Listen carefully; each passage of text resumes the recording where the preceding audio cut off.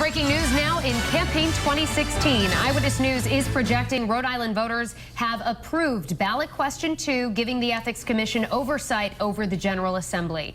We're also projecting that Rhode Islanders have approved ballot question 1, authorizing a casino in Tiverton.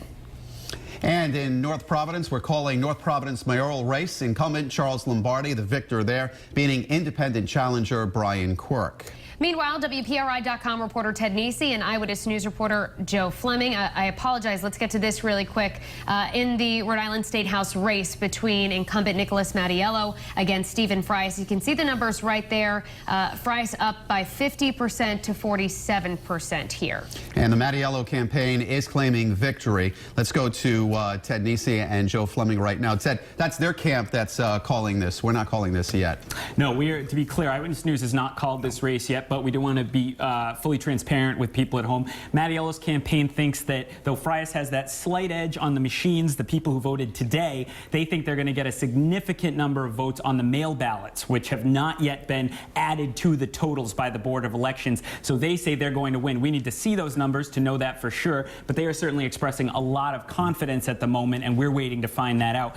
More generally across the Assembly, we're seeing the balance of power. Looks like it will stay pretty similar, but there are some interesting races, maybe some incumbents who are going to be in trouble, maybe not. So we're going to keep a close eye on that, right, Joe? Absolutely. We're going to monitor these for the rest of the evening. Back to you.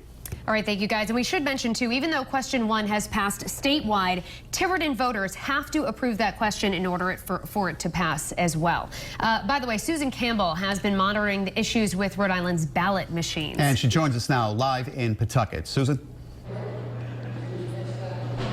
Pawtucket was one of those places that had long lines. A couple of the polling places had trouble with some of their voting machines. We know that the last person who cast their ballot here at this polling place just left about 5 minutes ago. The last person cast their ballot at 8:50. Now, if you take a look, you can see polling supervisors are starting to scan ballots that were left behind by people who didn't want to wait in that long line to scan some of their ballots. People reported waiting up to 2 or 3 hours in some instances. There was a huge mass exodus from this particular polling place about 7 o'clock tonight. When they brought out those big blue bins, they said that people could leave their ballots here. They would be scanned. Of course, Secretary of State Nellie Gorbea promised everybody's vote would be counted. That's exactly what we're seeing happening right here. So we'll continue to monitor this. For now, live in Pawtucket with the mobile newsroom, Susan Campbell, Eyewitness News.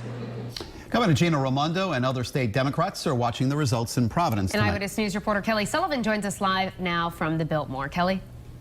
Shannon and Mike, the speaking program started here at the Biltmore Hotel for all the Democrats that gathered here. We did hear from the Democratic Party Chair, Joe McNamara, who won his re-election campaign this evening. We also heard from the Treasurer, also Senator Jack Reed, and Mayor Jorge Elorza.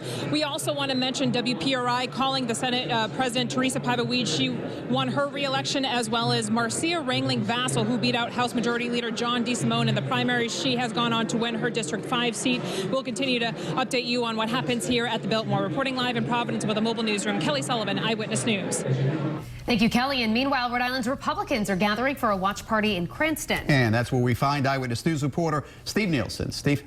Still a lot of enthusiasm here in Cranston. I just spoke with the Rhode Island GOP chairman, Brandon Bell. He's at the Board of Elections right now. He says he's cautiously optimistic about Stephen Frias winning that campaign, so it should be a battle all the way until the end. We'll see how all of that...